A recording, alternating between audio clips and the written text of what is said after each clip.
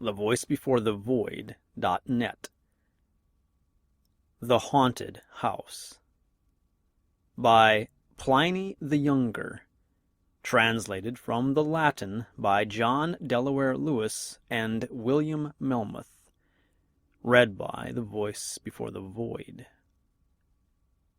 There was at Athens a mansion, spacious and large, but of evil repute, and dangerous to health. In the dead of the night a noise, resembling the clashing of iron, was frequently heard, which, if you listened more attentively, sounded like the rattling of chains, distant at first, but approaching nearer by degrees. Immediately afterwards a spectre appeared, in the form of an old man, of extremely emaciated and squalid appearance, with a long beard and bristly hair, wearing shackles on his legs and fetters on his hands, and shaking them. Hence the distressed occupants, by reason of their fears, passed miserable and horrible nights in sleeplessness. This want of sleep was followed by disease, and, their terrors increasing, by death. Even in the daytime, though the spirit did not appear, yet the impression remained so strong upon their imaginations that it still seemed before their eyes, and kept them in perpetual alarm. Consequently, the house was at length deserted, and, condemned to solitude, was entirely abandoned to the dreadful ghost. However, in hopes that some tenant might be found who was ignorant of the fearful curse attached to the house, an advertisement was put up, giving notice that the house was either to be let or sold. It happened that Athenodorus the philosopher came to Athens at this time, and, reading the bill, inquired the price. The extraordinary cheapness raised his suspicion. Nevertheless, when he had made inquiries and he heard the whole story, he was not only not discouraged, but he was even more strongly inclined to rent the house, and, in short, did so.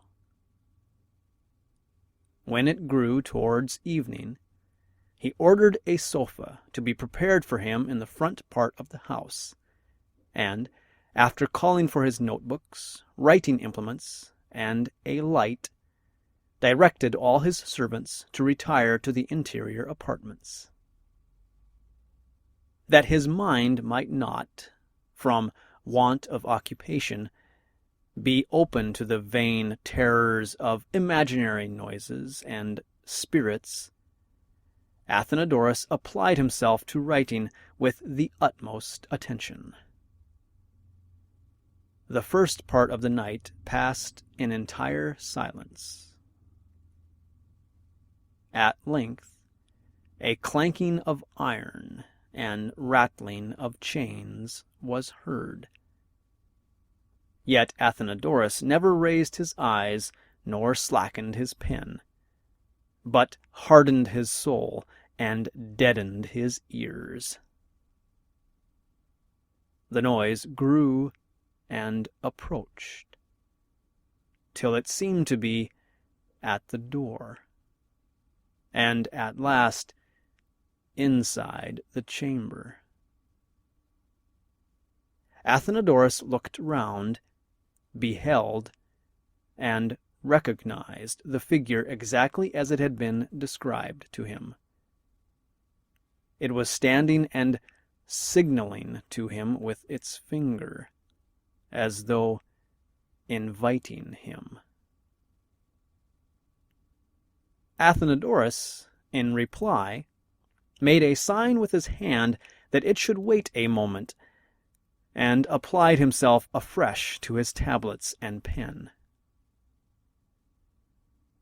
Upon this, the ghost then rattled its chains over the head of the philosopher as he wrote. On looking round again, Athenodorus saw it beckoning as before, and immediately arose, took up a light, and followed it. The ghost slowly stalked along, as though oppressed by its chains, and after turning into the courtyard of the house, suddenly vanished.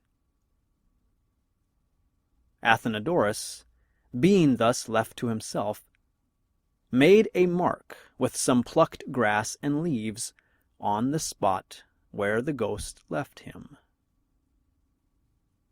The next day he talked to the magistrates, and urged them to have that spot exhumed.